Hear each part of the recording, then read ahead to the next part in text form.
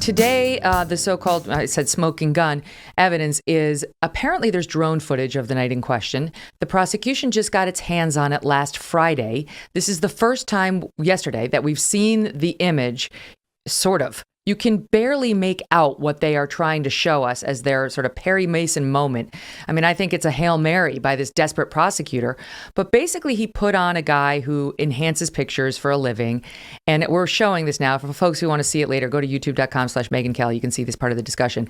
And the small image is the one that they started with. The big image is their blown up version of it. They claim it shows Kyle Rittenhouse. The first shooting was of a guy named Rosenbaum. The reason Kyle shot him is, among others, he was being chased by Rosenbaum. And then another party shot a gun into the air. So Kyle turned around to see who was shooting at him. He sees Rosenbaum lunging for his gun and yelling, "F you." And that, we know that from Richie McGinnis, a third-party witness, as well as from Kyle. And now the prosecution's trying to show us these pictures to say, they claim, I can't see anything, but what they claim is it shows Kyle with this AR-15 up against his shoulder, pointing at the man who was firing the gun, whose name escapes me at the moment. And it apparently, because people who've looked at this much closer than I have, say that the butt of the gun, of the rifle, is in Kyle's left shoulder.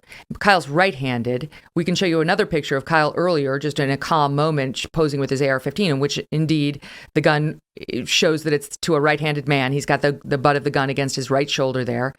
And so it doesn't even make sense that in the moment he would put the butt of the rifle up against his left shoulder. But that's what the prosecution wants to show in an effort to try to prove he somehow fired against Rosenbaum or his buddy moments before they fired on him. What do you make of it? Okay, comedians end their set with their best stuff. They want to leave the best impression. Similarly, that's what I did as a prosecutor, and that's what prosecutors should do.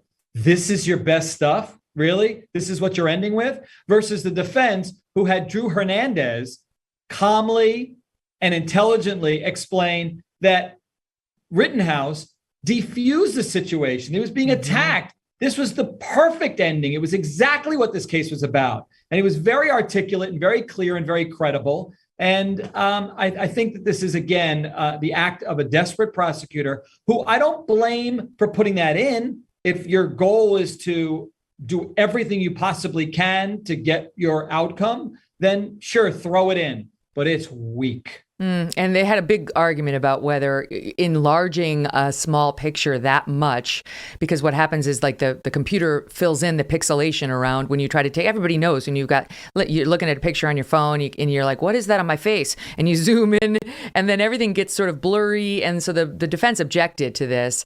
The judge in the end said, you can argue that to the jury, it's coming in. But to your point about Drew Hernandez, who's works for a conservative news site, who was there and an eyewitness, listen to soundbite 4 of him. Your contact with Kyle that evening was just in terms of what you observed, I'm asking. Did you observe him acting in an aggressive manner to anyone that you observed? In no way, shape, or form. The first time I saw Kyle, he actually de-escalated a situation. Did you observe him at any time that evening pointing his firearm at anybody or threatening anybody with that firearm? No. Yeah, and they basically try to discredit him, Mark, by saying he works for a conservative news site, and this is like political for him. Well, that's reasonable. I took his testimony and I kind of reduced it a little bit because of that. I mean, there's no question he's not an unbiased witness. That does matter. But his testimony looked strong, right on all fours on the issue that they're trying to decide. And he was an unbelievably powerful witness for the defense. Mm-hmm. And there's no evidence he's making that up. I mean, it's like, okay, maybe he's rooting for Kyle Rittenhouse, but he saw, where's the evidence that he's making that up?